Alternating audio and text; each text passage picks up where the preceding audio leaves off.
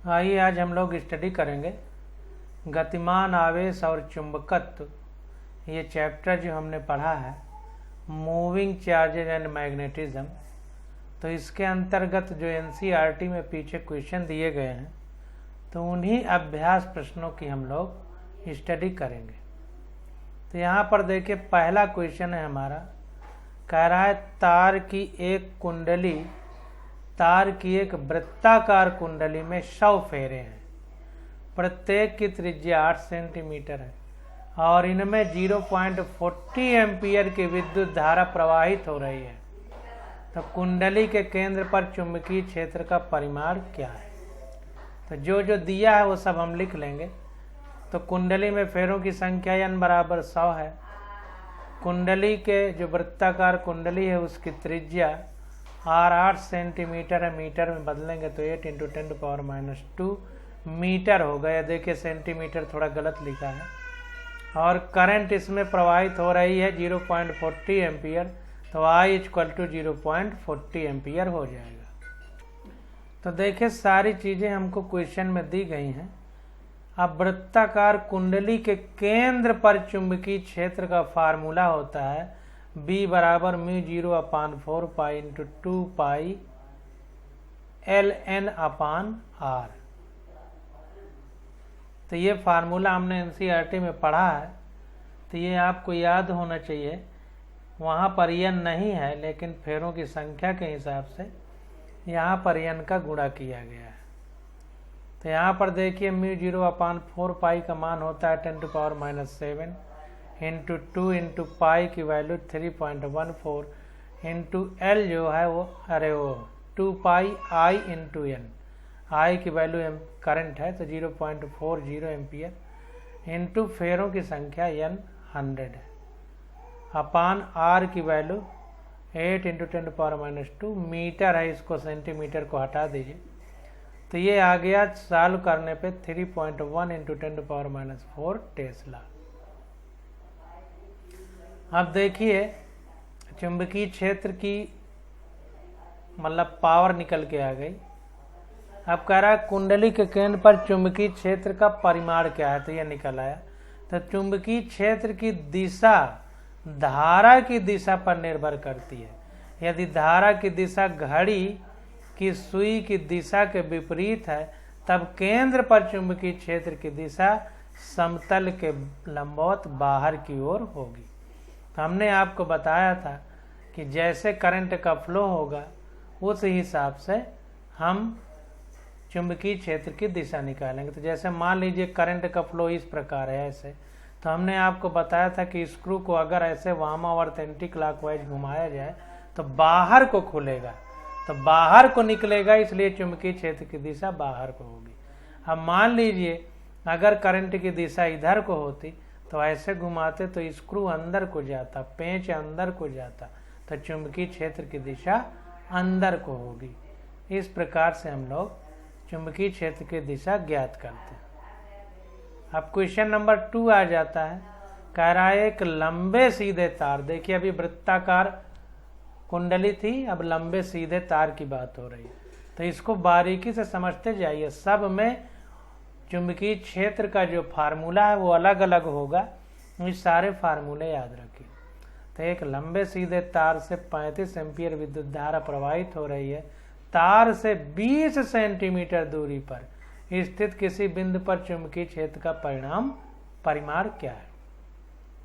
तो ये तार बना दिया, इसमें करंट बह रही है। ये P बिंदु पर 20 सेंटीमीटर दूरी पर ये मान लीजिए P बिंदु है। तो यहाँ पर चुंबकीय क्षेत्र का परिमाण यानी मैग्नीट्यूड हमको बताना है। तो बिंदु P पर चुंबकीय क्षेत्र ज्ञात करना है। करंट I = 35 एम्पियर और दूरी R = 20 सेंटीमीटर यानी 0.2 मीटर। ये R क्यों लिखा है? R इसलिए लिखा है क्योंकि जो चुंबकीय क्षेत्र की चुंबकीय बल रेखाएं हैं वो वृत्ताकार होती हैं। कॉन्सेंट्रिक हमने पढ़ा है, संकेंद्री। तो इतनी दूरी पर के कितनी क्षमता की होंगी वो निकालना है, इसलिए R लिखा है। जैसे वृत्त की त्रिज्या होती है वैसे चूंकि कॉन्सेंट्रिक हैं, वृत्ताकार पथ में रहती हैं चुंबकीय बल रेखाएं, तो इसलिए R लिखा है। मीटर में है, सेंटीमीटर में बदलना है तो 100 का भाग दे दिया तो आ गया 0.2 मीटर। तार अधिक लंबा है, अतः इसे अनंत लंबा तार माना गया है। अतः चुंबकीय क्षेत्र, तो अनंत लंबाई के सीधे तार के लिए चुंबकीय क्षेत्र का फार्मूला B बराबर μ0/4 पाई 2I/r होता है। सारे फार्मूले याद कर लीजिए। तो μ0/4 पाई की वैल्यू होती है 10⁻⁷ इंटू 2 इंटू आई की वैल्यू 35 एम्पियर, आर की वैल्यू 0.2, तो आ गया 3.5 इंटू 10⁻⁵ टेस्ला। ये पावर आ गई पी पॉइंट पर चुंबकीय क्षेत्र की, जो तार से 20 सेंटीमीटर की दूरी पर है। अब चुंबकीय क्षेत्र की दिशा मैक्सवेल के नियम द्वारा दी गई है। यदि धारा की दिशा तार में ऊपर की ओर दी गई है, तब बिंदु P पर चुंबकीय क्षेत्र की दिशा समतल के लंबवत अंदर की ओर होगी। तो सीधी सी बात है, इसको इस तरह समझिए कि ये तार है, इसको पकड़ के जिधर धारा जा रही है उधर अंगूठा रखना है, तो उंगलियां ऐसे मुड़ेंगी इस तरह से। दाहिने हाथ का अंगूठा अगर इधर को रखा जाए तो उंगलियां ऐसे मुड़ेंगी, तो जिधर को मुड़ेंगी वही जो है हमारी विद्युत क्षेत्र की दिशा होगी। तो अंदर की ओर मुड़ रही है, तो विद्युत क्षेत्र की दिशा समतल के लंबवत अंदर की ओर होगी। तो इस प्रकार से हमको निकालना है। प्रश्न संख्या 3 देखते हैं। कह रहा है क्षैतिज तल में रखे एक लंबे सीधे तार में 50 एम्पियर विद्युत धारा उत्तर से दक्षिण की ओर प्रवाहित हो रही है। तो क्षैतिज तल में रखे एक लंबे सीधे तार में 50 एम्पियर, सीधा तार है, लंबा है और क्षैतिज है, मतलब जैसे पृथ्वी है, पृथ्वी में लिटा दिया जाए वैसे है। तार के पूर्व में 2.5 मीटर दूरी पर स्थित किसी बिंदु पर चुंबकीय क्षेत्र B का परिमाण और उसकी दिशा ज्ञात कीजिए। तो दक्षिण की ओर है, तो मान लीजिए कागज का तल हमारा पृथ्वी है, तो ये इस तरह तार है, तो इस तरह यहाँ पर पूरब में कोई बिंदु है। ये उत्तर दक्षिण में तार है, यहाँ पूरब में 2.5 मीटर की दूरी पर कोई बिंदु P है। यहाँ पर चुंबकीय क्षेत्र की दिशा हमको, चुंबकीय क्षेत्र का परिमाण और दिशा ज्ञात करना है। तो जैसे यहाँ पर किए, ये उत्तर दक्षिण में तार है, ये पूर्व में P पॉइंट है, बस 20 सेंटीमीटर के बजाय अब 2.5 मीटर पर है।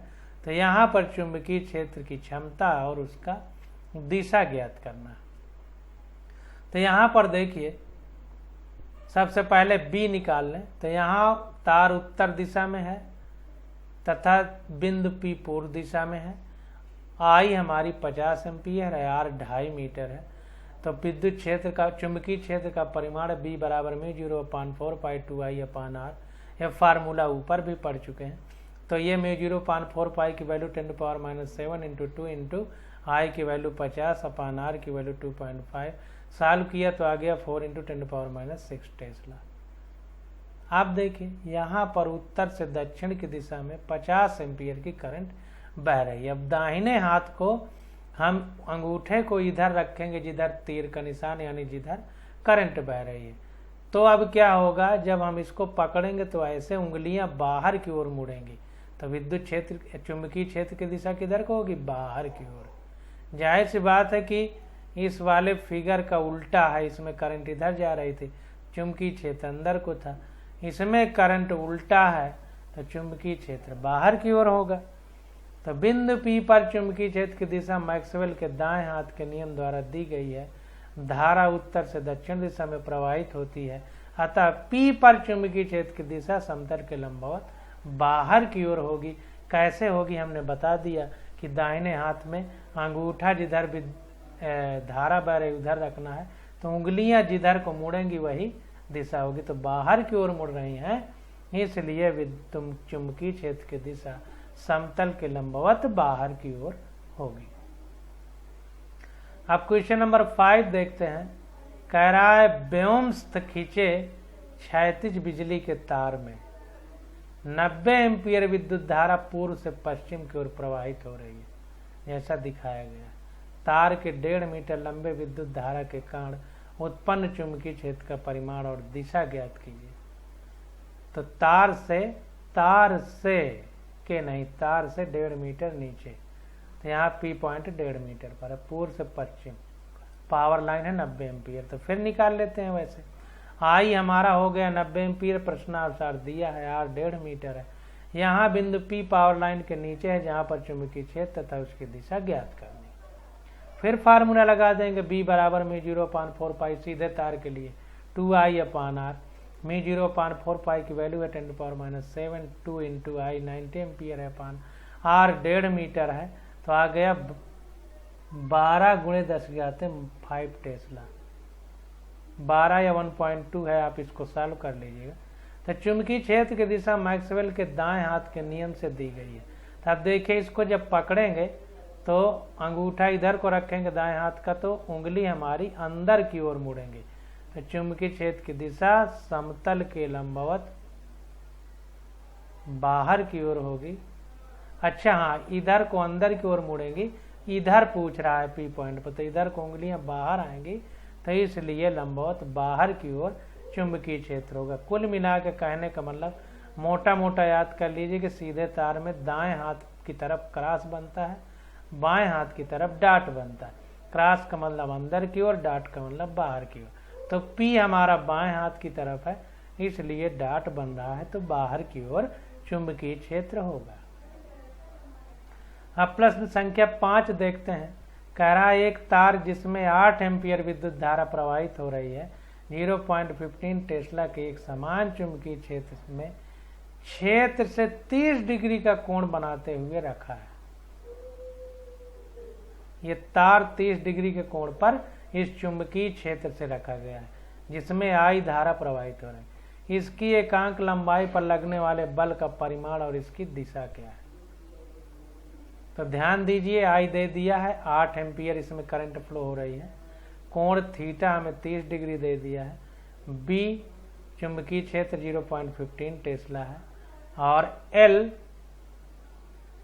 हमारा 1 मीटर लंबा तार है।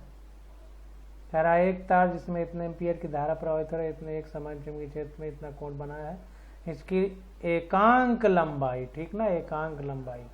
ध्यान दीजिए, एकांक लंबाई का मतलब हम यहाँ पर 1 मीटर मानेंगे, तो एकांक लंबाई का मतलब यहाँ पर 1 मीटर है। तो यहाँ पर वही चुंबकीय बल का परिमाण फार्मूला लगा देंगे लॉरेंज बल वाला, F = I L cross B = I L B sine theta. Cross product में साइन थीटा आता है, डॉट प्रोडक्ट में कॉस थीटा आता है, तो क्रॉस है तो इसलिए साइन थीटा।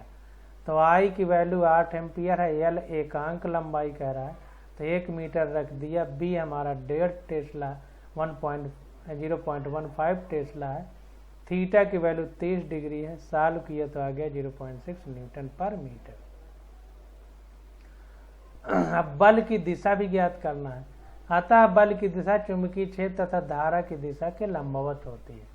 तो ध्यान दीजिए, जो बल की दिशा होती है वह चुंबकीय क्षेत्र तथा धारा की दिशा के लंबवत होती है। तो यहाँ पर बल की दिशा समतल के लंबवत अंदर की ओर है दाएं हाथ के नियम से। तो ध्यान दीजिए, धारा की दिशा 30 डिग्री के कोण पर है जिधर चुंबकीय क्षेत्र है। तो इसको इस तरह हम लोग समझ सकते हैं कि जो धारा की दिशा है उधर अंगूठा रखें और चुंबकीय क्षेत्र की तरफ अगर हम उंगलियां फैलाएं तो जाहिर सी बात है कि हमारा जो हथेली है दाएं हाथ की वो बल की दिशा को बताएगी, तो लंबवत अंदर की ओर बल होगा। इसको इस तरह भी समझ सकते हैं कि ये पास में कास सामने साइन, इसका मतलब ये हमारा थीटा है तो ये कास थीटा बताएगा और ये साइन थीटा बताएगा। तो अगर आई का कंपोनेंट इधर साइन थीटा है, कास थीटा है, तो ये बी और आई के बीच 90 डिग्री का कोण हो गया एक तरह से कंपोनेंट के बीच। तो ये जो करंट और इसमें करंट की तरफ हम अंगूठा रखें और इधर उंगलियां फैलाएं जिधर चुंबकीय क्षेत्र है, तो हथेली का ये जो हथेली की तली है ये हमारी बल की दिशा, चुंबकीय बल की दिशा को बताएंगी। दाएं हाथ के नियम से। अब आगे देखते हैं और समझने का प्रयास करते हैं। प्रश्न संख्या 6 कह रहा है कि एक 3 सेंटीमीटर लंबा तार जिसमें 10 एम्पीयर विद्युत धारा प्रवाहित हो रही है एक परिनालिका के भीतर उसके अक्ष के लंबवत रखा है। परिनालिका के भीतर चुंबकीय क्षेत्र का मान 0.27 टेस्ला है। तार पर लगने वाला चुंबकीय बल क्या है? तो 3 सेंटीमीटर लंबा तार है, इसमें 10 एम्पीयर की करंट बह रही है और एक सोलिनॉइड है यानी परिनालिका है, उसके भीतर अक्ष के लंबवत रखा है। ये अक्ष है तो इसके लंबवत ही रखा गया है और इसमें 10 एम्पीयर की देखिए करंट तीर दिखाई गई है, ये करंट बह रही है और परिनालिका के अंदर यानी सोलिनॉइड के अंदर 0.27 टेस्ला का चुंबकीय क्षेत्र है। तो तार पर लगने वाला चुंबकीय बल क्या है, ये हमको निकालना है। तो यहाँ पर देखिए चुंबकीय क्षेत्र तथा धारा की दिशा के मध्य 90 डिग्री का कोण है। ये चुंबकीय क्षेत्र है, करंटें जा रही है तो 90 डिग्री का कोण है, क्योंकि परिनालिका का चुंबकीय क्षेत्र परिनालिका की अक्ष के अनुदिश है तथा तार अक्ष के लंबवत है। तो ये जो एक्सिस है परिनालिका की, ये मान लीजिए इस तरह बनी है और इसमें तार लपेटे गए हैं इस तरह से।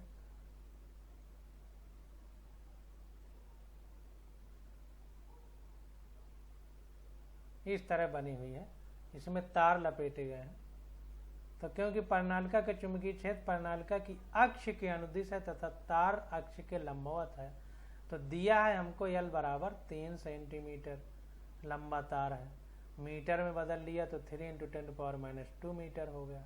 इसमें करंट I 10 एम्पियर बह रही है, B 0.2 टेस्ला है, 27 है। तो तार पर आरोपित चुंबकीय बल F बराबर I LB sin थीटा हमको पता है। तो I हमारा 10 एम्पियर है, L 3 सेंटीमीटर है, मीटर में बदला तो 3 × 10⁻² हो गया और B हमारा 0.27 है और साइन 90 हो गया। साइन 90 की वैल्यू 1 होती है तो ये आ गया 8.1 × 10⁻² न्यूटन। इस तरह से हम लोग निकालेंगे। अब दाएं हाथ के नियमानुसार चुंबकीय क्षेत्र की दिशा समतल के लंबवत अंदर की ओर होगी। तो इसमें भी समतल के लंबवत अंदर की ओर होगी। जिधर तार है उधर अंगूठा रखेंगे दाएं हाथ का, इधर को उंगलियां फैलाएंगे तो हथेली की जो तली है इसमें अंदर की ओर जाएगी। इसलिए चुंबकीय बल जो है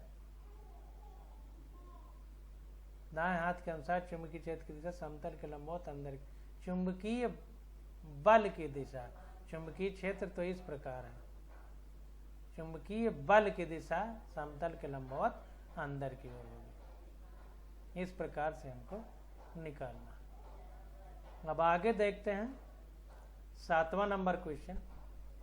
कह रहा है एक दूसरे से 4 सेंटीमीटर की दूरी पर रखे दो लंबे सीधे समांतर तारों A एवं B से क्रमशः 8 एम्पियर एवं 5 एम्पियर की विद्युत धाराएं एक ही दिशा में प्रवाहित हो रही।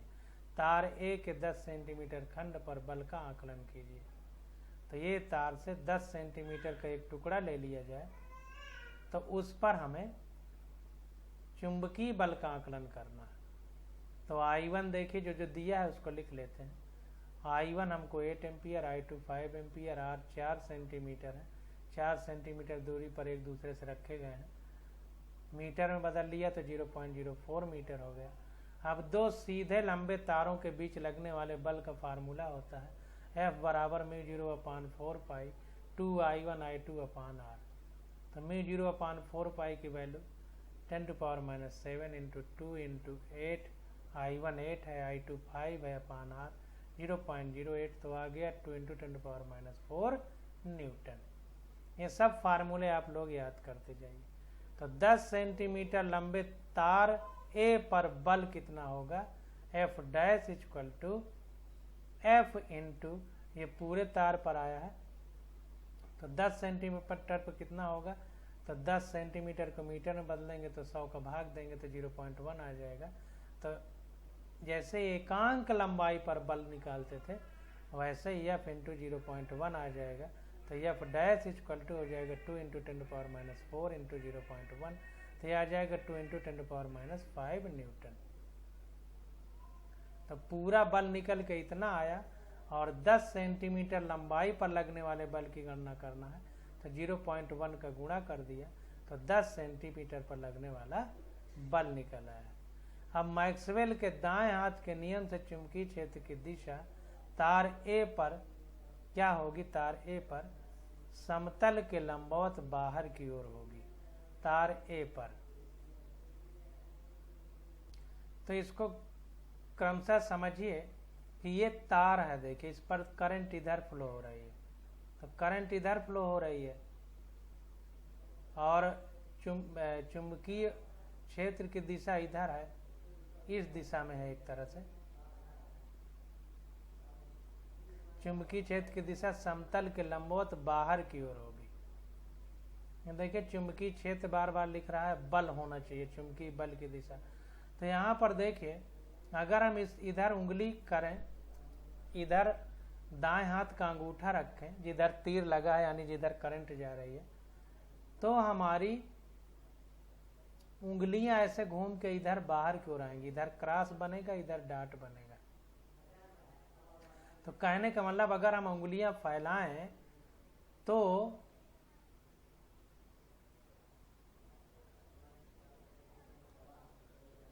इस प्रकार से हो जाएगा। इधर देखिए क्रॉस बनेगा और इधर डॉट बनेगा, क्योंकि इधर अंगूठा रखेंगे, ऐसे घुमाएंगे उंगलियां, तो इधर को अंदर से इधर को बाहर का निकलेंगे, यानी यहाँ पर चुंबकीय क्षेत्र अंदर होगा, यहाँ पर बाहर। अब अगर इस तार की वजह से देखें तो इधर क्रॉस बनेगा, इधर डॉट बनेगा, तो इधर चुंबकीय क्षेत्र अंदर की ओर होगा, इधर बाहर की ओर होगा। अब चूंकि जैसे हमने आपको बताया था, सीधे एक ही दिशा में तार में अगर करंट जाती है तो एक दूसरे को आकर्षित करते हैं, अगर विपरीत दिशा में करंट जाती है तो एक दूसरे को प्रतिकर्षित करते हैं। तो जाहिर सी बात है कि करंट एक ही दिशा में जा रही है तो एक दूसरे को आकर्षित करेंगे। लेकिन भूले ना, तो ध्यान दीजिए कि जैसे पॉजिटिव और नेगेटिव चार्ज एक दूसरे को आकर्षित करते हैं, उसी प्रकार क्रॉस और डॉट वाले बल एक दूसरे को आकर्षित करते हैं। तो यहाँ पर एक तरफ क्रॉस बन रहा है, एक तरफ डॉट, तो ये दोनों तार एक दूसरे को आकर्षित करेंगे, इसलिए बल आकर्षणकारी होगा। सीधी सीधी बात है। और इधर अंदर की ओर होगा, इस तार के कारण चुंबकीय क्षेत्र इधर बाहर की ओर होगा। तो इस प्रकार से 7 नंबर क्वेश्चन हो गया। अब 8 नंबर क्वेश्चन देखते हैं। कह रहा है पास पास फेरों वाली एक परिनालिका 80 सेंटीमीटर लंबी है और इसमें 5 परतें हैं, जिनमें से प्रत्येक में 400 फेरे हैं। परिनालिका का व्यास 1.8 सेंटीमीटर है। परिनालिका मतलब सॉलिनॉइड। यदि इसमें 8.0 एम्पीयर विद्युत धारा प्रवाहित हो रही हो तो परिनालिका के भीतर केंद्र के पास चुंबकीय क्षेत्र B का परिमाण परिकलित कीजिए। तो जो जो दिया है पहले हम उसको लिख लेते हैं। तो परिनालिका की लंबाई हमको 80 सेंटीमीटर दे दिया है, इसको मीटर में बदलेंगे तो 100 का भाग देंगे तो 0.8 मीटर हो जाएगा। अब परतों की संख्या कितनी है? जो फेरे हैं 5 परतें हैं, तो परतों की संख्या 5 हो गई। प्रत्येक परत में तार के फेरों की संख्या कितनी है? 400, जिनमें से प्रत्येक में 400 फेरे हैं, तो 400 प्रत्येक परत में फेरे हैं और पूरी 500 5 परतें। परिनालिका का व्यास दे दिया है 1.8 सेंटीमीटर।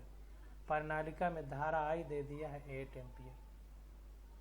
अब जाहिर सी बात, हमको पता है कि परिनालिका में अक्ष के अनुदिश विद्युत चुंबकीय क्षेत्र रहता है, जैसा यहाँ पर दिखाया गया। तो एक एक चीज को हम लोग समझेंगे। तो कुल फेरों की संख्या कितनी हो गई? एक परत में 400 फेरे हैं, 5 परत है तो कुल कितने फेरे हो गए? 400 गुणे 5 यानी 2000 फेरे। अब एकांक लंबाई में तार के फेरों की संख्या n बराबर, फेरे कितने हैं? 2000 और लंबाई कितनी है? 0.8 मीटर, तो आ गया 2500 फेरे प्रति मीटर। अब परिनालिका के अंदर चुंबकीय क्षेत्र देखिए, एकांक लंबाई में फेरों की संख्या निकालते हैं, बहुत इंपॉर्टेंट है, इसको याद कर लीजिए। तो परिनालिका के अंदर चुंबकीय क्षेत्र का फार्मूला होता है B बराबर μ0 NI। तो ये आ गया, B है हमारा μ0 की वैल्यू 4 × 3.14 × 10⁻⁷। देखिए μ0 की वैल्यू होती है 4 पाई × 10⁻⁷, इसी को 4 × 3.14 × 10⁻⁷ लिखा है। तो ये पूरा यहाँ पर लिख दिया है। और n की वैल्यू 2500 प्रति एकांक लंबाई पर फेरों की संख्या।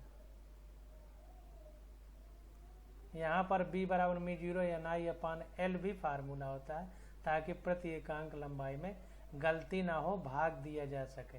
कहीं कहीं वैसा भी लिखा होता है, जैसा इंग्लिश वाली बुक में अभी हमने देखा। अब I की वैल्यू है 8 एम्पियर, तो आ गया 2.5 × 10⁻⁻2 टेस्ला। तो चुंबकीय क्षेत्र की दिशा परिनालिका की अक्ष के अनुदिश है। तो इतना चुंबकीय क्षेत्र होगा। क्षेत्र की दिशा परिनालिका की अक्ष के अनुदिश होता है, हमने NCERT में बखूबी पढ़ रखा है। अब क्वेश्चन नंबर 9 आ जाता है। कह रहा है एक वर्गाकार कुंडली जिसकी प्रत्येक भुजा 10 सेंटीमीटर है, में 20 फेरे हैं और उसमें 12 एम्पियर विद्युत धारा प्रवाहित हो रही है।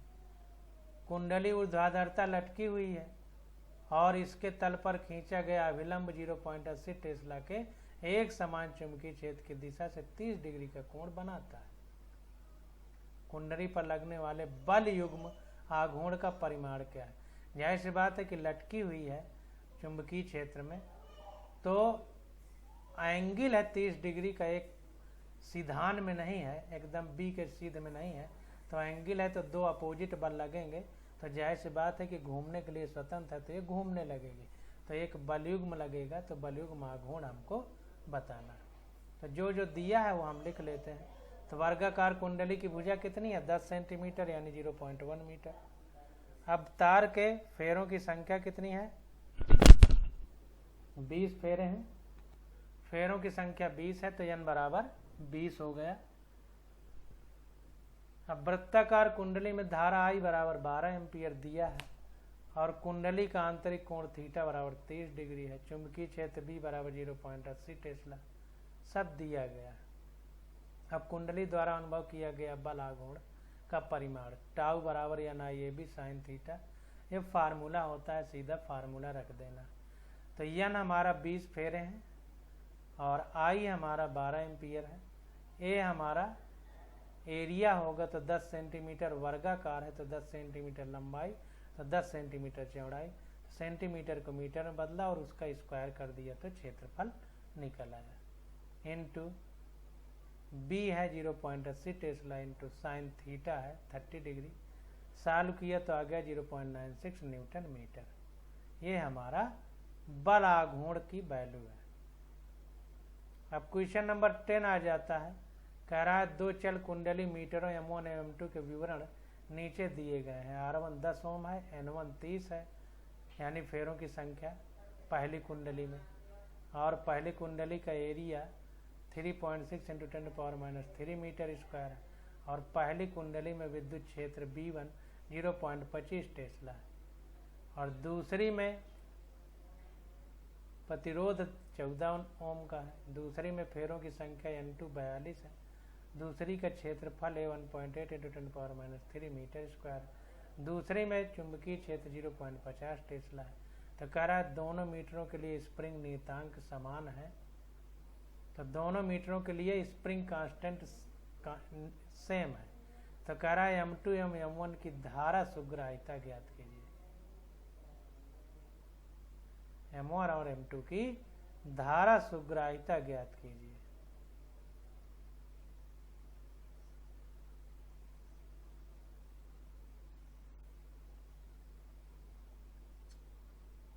करंट सेंसिटिविटी अंग्रेजी में बोलेंगे। और दूसरे में M1 M2 की वोल्टेज सुग्राहिता यानी वोल्टेज सेंसिटिविटी का अनुपात ज्ञात करना। तो करंट सेंसिटिविटी और वोल्टेज सेंसिटिविटी का रेशियो हमको निकालना, मतलब करंट सेंसिटिविटी और वोल्टेज सेंसिटिविटी निकालना। तो जो जो दिया है उसको लिख लेते हैं। तो दिया है पहली कुंडली में जो प्रतिरोध है R1 10 ओम है, फेरों की संख्या N1 30 है। क्षेत्रफल A1 3 × 10 पावर 3 × 6 3.6 × 10⁻³ मीटर स्क्वायर है।